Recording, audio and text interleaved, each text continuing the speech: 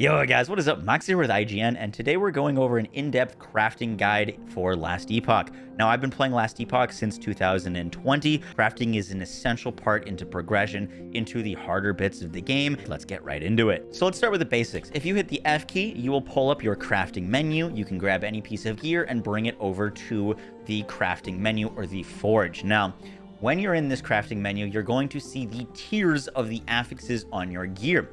If you hit the Alt button, you can also see listed out the tiers of your affixes. Each tier goes up to 5 at base on normal items, and you can get exalted items, which will be purple, and these will roll up to T6s and T7s. So once you get further into the end game, you're going to want to start looking for purple pieces of gear because they can roll higher affixes than your normal pieces of gear. Now, the crafting menu has a few options. When you're going through the campaign, one of the big things that you're going to want to be looking out for is your resistances. Right now, this is like old character that I'm playing on, but as you can see, my resistances aren't great. These resistances are one of your big ways to negate damage that's incoming, and if you're fighting Lagon or a boss that requires a certain type of resistance and you've got open suffixes or you've got gear that's missing resistances, you can quickly just craft those resistances on. So let's say I've got this amulet here. This amulet only has 7% lightning resistance. It's a tier 1. If I was fighting a boss that was hitting me really hard with lightning, I could just craft on the fly and increase my lightning resistance. Now we get into crafting basics. So you'll see that this amulet has 24 forging potential. This is dictating how much I can craft on this item.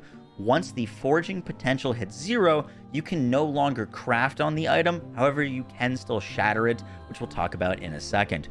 So when I'm increasing this lightning resistance, if I'm leveling it up, the game will tell me that I have a cost of 1 to 10 forging potential. This means that when I upgrade this affix to a tier 2, it's going to cost me 1 to 10, which will decrease from this 24. And then once again, once this hits 0, I will no longer be able to craft on this item. Now, there's a few things that we can do for this item to improve it. If we're using Glyphs of Hope, now these glyphs will help in your crafting. Glyphs of Hope read that it modifies the outcome of a craft, granting it a 25% chance to have no forging potential cost, meaning that if you're wanting to make the most out of your item, you're always going to be using Glyphs of Hope. So when we click this, when we upgrade, now we have a chance to use no forging potential. So now I clicked it, I only used 2 forging potential, and I got to tier 2 of lightning. So that's great. Let's say I really loved this amulet though. I loved it that it came with minion health and damage over time and dodge rating, but I didn't like the lightning resistance. Or let's say I'm not using a minion build, so I don't care about minion health. Well, that's where the Glyphs of Chaos come in. Now, acquiring all of these glyphs are just found on the ground. As you're playing through the game, you will find these glyphs from enemies, from monoliths. There's many sources to acquire them, and Glyphs of Chaos are great for re-rolling things that you don't want on your piece of gear. So if I don't want this minion health, now when I upgrade this, I'm going to upgrade and re-roll it, meaning that I'll hit something completely random. It is random in that it's only certain affixes that can roll on amulets. For example, there's only certain things that can roll on chest pieces. For example, you can get plus to skills on your chest piece. You can't get plus to skills on your amulet. So when I upgrade and re-roll, now I'm guaranteed to cost 1 to 10, but I'm going to hit minion damage. Once again, not a minion build. Don't care for that. Now I got poison damage with increased damage over time. This build is actually a poison damage over time build. So I just got really lucky there, and now that's a great amulet for me. I could round out the lightning resistances. I don't technically care about dodge rating on this particular build, so I could get chance to ignite. Now I've got more poison damage over time, lightning resistance. That's now a great amulet, and I did that from a not great amulet. When you are leveling up and you're crafting on things, you're going to want to look and identify things that you want on your build. For example, if you're a fire build, look for fire stuff, and then you're going to re-roll the things that aren't as important. Trying to hit the most important affix on your stuff is just going to cost you tons of currency, and usually not worth it. Usually you're using crafting to fill out the things that you want, or re-roll the last affixes on an item that is otherwise pretty good for you. The next thing that we need to talk about is hunting for specific affixes and high value affixes. So in this game, there's going to be certain things that will be more valuable to you, and some affixes are just universally valuable that you're going to want to keep an eye out for. One of those big ones is percent increase to health.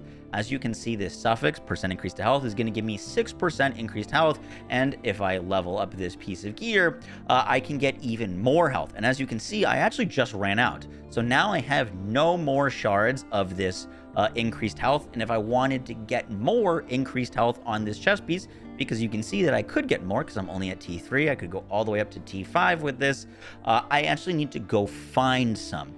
And identifying important affixes and then putting them into your loot filter so that they drop more, and then you know what you're looking for to break, is really important. So let's talk about that. So now, like, let's say, just for the example here, we're going to try to break this item. So if I found this, let's say I found a random, it could be a blue item, it could be a white item, well, it can't be a white item, but it could be a blue item, it could be a yellow. Let's say we really are trying to find more health shards. If I found this piece of gear on the ground, I could use a Rune of Removal or a Rune of Shattering. Now, if you care about the tier of the piece of the affix, you're going to want to use a Rune of Removal. The reason for that is a Rune of Removal removes a random affix on an item, returning a number of shards equal to its tier. So let's say I'm desperate for health rolls. If this is a T5 and I use a Rune of Removal, I'm going to get 5 shards of health, meaning that if I had a piece of gear that had no health, I could make it a tier 5. So that's fantastic. You need to find less pieces of gear. However, the Rune of Removal is a random chance to hit something. So let's just do it on this piece of gear. So I didn't hit health. I kind of hope that I don't hit health here either. I did hit health there, but I also went to 0 forging potential, meaning that I can no longer, let's say I hit this like T1 Wandering Spirits and I didn't hit this health, without the forging potential, I can't actually get it anymore. However, I can still use a Rune of Shattering. What a Rune of Shattering does, and once again, all these runes you'll just find on the ground from looting and killing and doing the story. You'll get tons of them in the end game, but you want to be careful using them in the beginning of the game, and that's kind of why I'm explaining priorities here. So this Rune of Shattering destroys an item, creating a random number of affix shards containing its power. Meaning that if I used this originally and destroyed this item, it's entirely possible that I got no health shards, or maybe I only get 1 health shard. Because it's a tier 3 that I was destroying, and a Rune of Shattering doesn't care, it just creates a random number. If you want to use Runes of Removal first to try to get the specific amount of shards, and then you use a Rune of Shattering once it's done. Also, if it's a tier 1 shard, like let's say it was only T1 health, you could just go off the rip and use the Rune of Shattering. But as you can see, I'm going to use this, and we might hit level of Wandering Spirits, we might not entirely.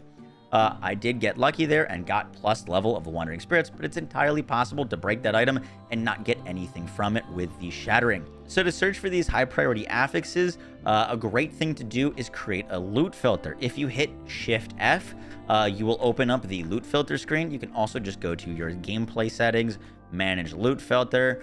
Let's create a new filter. We'll call it the IGN filter. Let's grab a symbol and let's make it red for IGN. And then we're going to add a rule. So what you want to do, if you're looking for something and you want to prioritize that, we can select a way to recolor certain things. So let's recolor them red. And just as you can see, I just added, there's a recolor red. Everything is going to get recolored. And now, literally, it's going to be really hard to find anything, right? So what we want to do is set conditions. And with this, we're going to search for high priority affixes to make red. and then only the red things will be made a red color, or only the priority things. So we're going to go health. We don't care about added health. It's not as good as increased health and hybrid health. So let's add those. We're also going to add movement speed. Movement speed is a really great affix for every single build. Getting through the maps is really important, and so movement speed helps us with that. And another really important affix for just about every build is cooldown recovery speed. So now we're going to add this, and now anytime a item drops with any of those affixes, it's going to be red. And now we've got all this gear here, and it'd be really hard to sort through, but now we know exactly what the item that we're looking for is, and it's this belt with the increased health roll. 3% is pretty low, so it's probably a tier 1. There it is right there. Because it's a tier 1, I don't really care about getting the exact amount of shards, so we're just going to use a shattering, break it, and then there again, we didn't get lucky. So didn't get one, but don't really care as much because that was a tier 1. And if it was anything higher than if it was a tier 3 or higher, I'd probably use a Rune of Removal to try to get those amount of shards. That is going to do it for the fundamentals of crafting in Last Epoch. There are a lot of runes to talk about here, and there are a lot of glyphs that we're not going to get to in this video, but if you hit the G key on your keyboard, you can actually pull up a detailed text explanation of every single rune and every single glyph. I will touch on one other advanced glyph here because it's probably of interest to a lot of you, and that is the Rune of Ascendancy. This changes an item into a unique or set item of the same item type. Using this on a silver ring could turn it into any unique ring, including ones that are not silver rings. However, it cannot turn it into a helmet. This is a great way or a really lucky way to get the legendaries that you're looking for. If your build is looking for a legendary two-handed sword, you can grab any two-handed sword, use a Rune of Ascendancy on it, and all of a sudden you could have a legendary sword or the exact legendary sword that you're looking for. So I'm just going to use this on a staff real quick. It's going to take into account that I'm using a two-handed staff, and all other aspects of the item are ignored. But when we click Ascend here, I'm going to end up with a Plague Bearer Staff. Not a weapon that I needed for my build, but it's not bad.